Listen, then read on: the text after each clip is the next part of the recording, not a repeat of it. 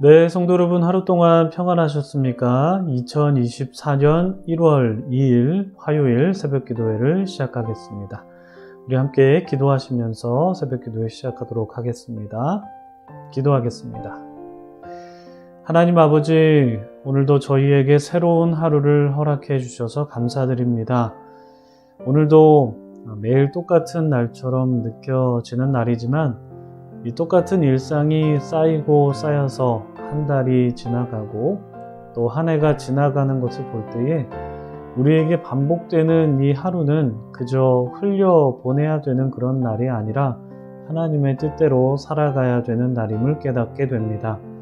사도 바울이 권면하였듯이 세월을 붙잡으라 라는 이 권면이 오늘 우리에게도 적용되는 교훈임을 믿습니다. 하루하루를 그냥 흘려보내는 것이 아니라 말씀을 붙잡으면서 오늘 하루 우리에게 주시는 하나님의 말씀은 무엇이고 그 안에서 우리를 향한 하나님의 뜻은 무엇인지를 깨달을 수 있도록 지혜를 주시옵소서. 오늘도 우리에게 말씀하여 주시는 은혜에 감사드립니다. 주님께서 오늘 하루도 우리를 통하여 영광이 되시기를 소망하오며 이 모든 말씀을 우리 주 예수 그리스도의 이름으로 기도드립니다. 아멘. 오늘 저희들에게 주신 하나님의 말씀은요, 요한복음 1장 19절부터 34절까지 말씀입니다. 요한복음 1장 19절부터 34절까지 말씀 봉독해 드립니다. 유대인들이 예루살렘에서 제사장들과 레위인들을 요한에게 보내어 내가 누구냐 물을 때에 요한의 증언이 이러하니라. 요한이 드러내어 말하고 숨기지 아니하니 드러내어 하는 말이 나는 그리스도가 아니라 한데 또 묻되 그러면 누구냐 네가 엘리야냐 이르되 나는 아니라 또 묻되 네가 그 선지자냐 대답하되 아니라 또 말하되 누구냐 우리를 보낸 이들에게 대답하게 하라. 너는 내게 대하여 무엇이라 하느냐 이르되 나는 선지자 이사야의 말과 같이 주의 길을 곧게 하라고 광야에서 외치는 자의 소리로라 하니라. 그들은 바리새인들이 보낸 자라. 또 물어 이르되 내가 만일 그리스도도 아니요 엘리야도 아니요 그 선지자도 아닐진데 어찌하여 세례를 베푸느냐? 요한이 대답하되 나는 물로 세례를 베풀거니와 너희 가운데 너희가 알지 못하는 한 사람이 섰으니 곧 내 뒤에 오시는 그이라. 나는 그의 신발끈을 풀기도 감당하지 못하겠노라 하더라. 이 일은 요한이 세례 베풀던 곳 요단강 건너편 베다니에서 일어난 일이니라. 이튿날 요한이 예수께서 자기에게 나아오심을 보고 이르되 보라 세상 죄를 지고 가는 하나님의 어린 양이로다. 내가 전에 말하기를 내 뒤에 오는 사람이 있는데 나보다 앞선 것은 그가 나보다 먼저 계심이라 한 것이 이 사람을 가리킴이라. 나도 그를 알지 못하였으나 내가 와서 물로 세례를 베푸는 것은 그를 이스라엘에 나타내려 함이라 한다. 요한이 또 증언하여 이르되 내가 보매 성령이 비둘기같이 하늘로부터 내려와서 그의 위에 머물렀더라. 나도 그를 알지 못하였으나 나를 보내어 물로 세례를 베풀라 하신 그이가 나에게 말씀하시되 성령이 내려서 누구 위에든지 머무는 것을 보거든 그가 곧 성령으로 세례를 베푸는 이인 줄 알라 하셨기에 내가 보고 그가 하나님의 아들이심을 증언하였노라. 아멘. 네, 참 좋으신 우리 주님의 크신 은총이 우리 토론토 한인장로교회 모든 분들에게 오늘도 가득하시기를 주님의 이름으로 축복합니다. 성도님들 오늘도 주님 안에서 좋은 하루 시작하셨습니까? 오늘도 우리에게 놀라운 은총을 베푸시는 주님의 사랑에 입대어 살아가시는 우리 모든 분들 되시기를 바랍니다. 오늘은 요한복음 두 번째 시간이죠. 우리는 어제 예수님의 존재에 대한 근원적인 메시지를 보았습니다. 예수님의 존재에 대한 말씀을 나누다 보니까 자연스럽게 세례 요한에 관한 말씀을 다루지 못했는데요. 오늘 세례 요한의 말씀을 좀 나눠보도록 하겠습니다. 먼저 어제 말씀 15절에서요, 세례 요한이 등장을 합니다. 여기서 요한은 세례 요한이다라는 것 여러분 기억해 주셨으면 좋겠고요. 세례 요한이 등장하는데 그 세례 요한이 세상 속에서 예수님에 대해서 이렇게 선포를 하죠. 내 뒤에 오시는 이가 나보다 앞선 것은 나보다 먼저 계심이라. 세례 요한의 말이거든요. 무슨 뜻입니까? 세례 요한이 예수님보다 먼저 등장했습니다. 세상에 예수님보다 먼저 등장은 했지만 실은 예수님께서는 나보다 앞선 분이시다. 세례 요한인 그가 그분보다 예수님보다 먼저 등장하였다고 해서 내가 그분보다 높지 않고 오히려 나는 그분의 길을 준비하는 자이다 라고 세례 요한이 이렇게 말한 것입니다. 이러한 세례 요한의 자기인식은 오늘 본문에서도 등장하거든요. 그러나 우리가 그것을 살펴보기 전에 먼저 오늘 본문 첫머리에 등장하는 인물들에 대해서 좀 나눠보면 좋을 것 같습니다. 누가 나오죠? 19절을 보시면요, 유대인들이 나오고 또 누가 나옵니까?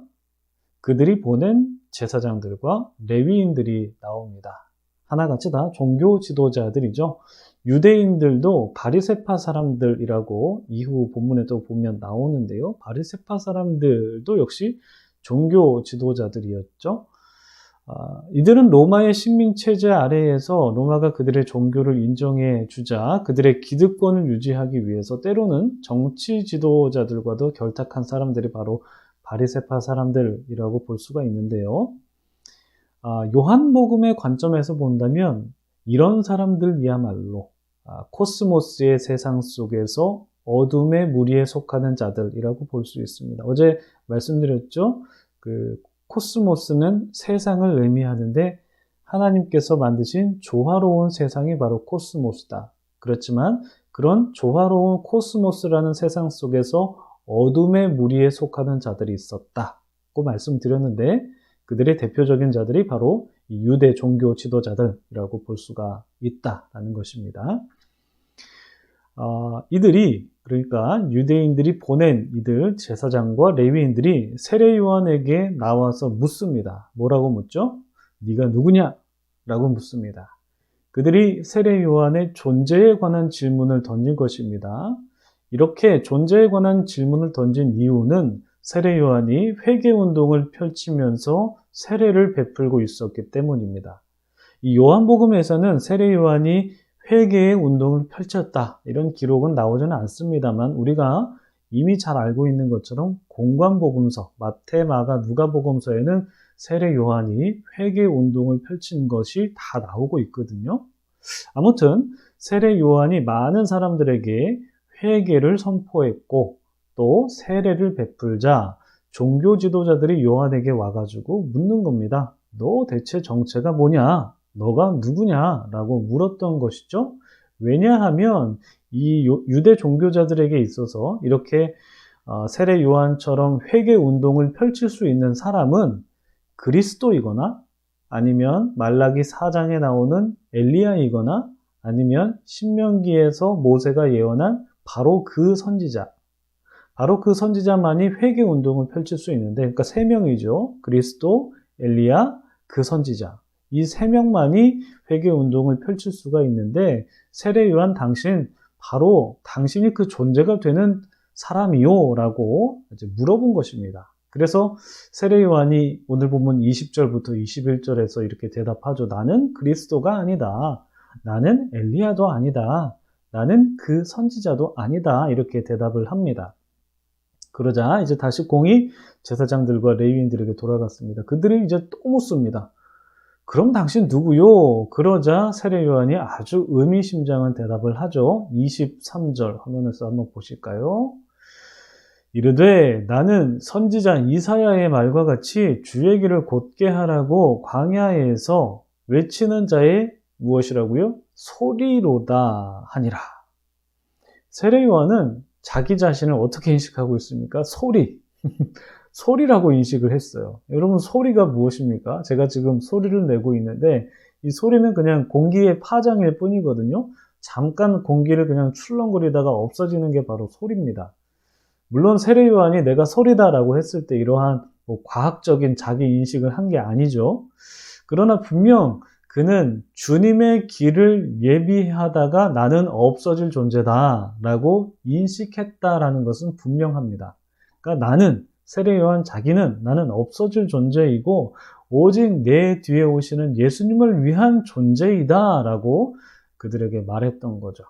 그리고 세례 요한은 자기 자신은 나는 물로만 세례를 베풀 뿐이다 라고 말하면서 자기 역할에 대한 한계를 규정하면서 예수님께서 더 놀라운 사역을 할 것이다 라는 것을 암암리에 예고하고 있다는 것을 볼 수가 있습니다.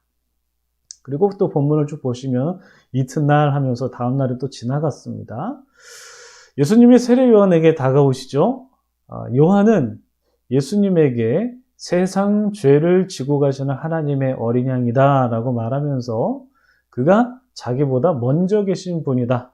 그러니까 예수님은 나보다 먼저 계신 분이다 라는 것을 한 번 더 말씀합니다. 또한 하나님께서 세례 요한에게 어떤 계시를 한 내용이 있는데, 말씀하신 게 있는데 바로 예수님에 대한 말씀을 하셨거든요. 바로 그 내용을 세례 요한이 말하면서 하나님께서 요한에게 어떤 계시를 하였는지에 대해서 말씀을 하고 있습니다. 그 내용이 33절에 기록되어 있거든요. 보시면요. 나도 그를 알지 못하였으나, 그러니까 세례 요한이 말합니다. 나도 예수님을 알지 못하였으나 나를 보내어, 누가 보냈습니까? 하나님이 보내셨죠. 나를 보내어 물로 세례를 베풀라 하신 그 이가 나에게 말씀하시되, 하나님께서 말씀하셨다라는 것입니다. 성령이 내려서 누구든지 머무는 것을 보거든 그가 곧 성령으로 세례를 베푸는 이인 줄 알라 하셨기에 그러니까 세례 요한은 하나님의 말씀을 받은 거예요. 그러니까 나를 보낸 분이 하나님이시고 물로 세례를 베풀라고 하신 분이 하나님이신데, 하나님께서 이런 말씀을 하시더라. 어떤 말씀을 하셨다라는 거죠? 누구든지 성령이 그의 위에 내리는 것을 보거든 그가 성령으로 세례를 베푸는 사람인 줄 알아라. 그러니까 예수님께서 예수님 위에 그 성령이 이렇게 쫙 내리지 않습니까? 그러니까 예수님께서 성령으로 세례를 베푸는 분이시다라는 것을 지금 그런 말씀을 세례 요한이 하나님께로부터 받았다라는 것이죠. 그러니까 세례 요한은 물세례로 세례를 베푸는 반면에 예수님께서는 성령으로 세례를 베푸신 분이시다라는 그 말씀을 세례 요한이 하나님께로부터 들었다라는 거고, 그 내용을 요한복음은 드러내고 있다는 것입니다. 그러니까 세례 요한이 말한 이 물세례 그리고 성령세례라는 것은 사실 이 구약의 에스겔서 36장 25절부터 26절을 반영한 거거든요. 그 말씀을 한번 보시면요.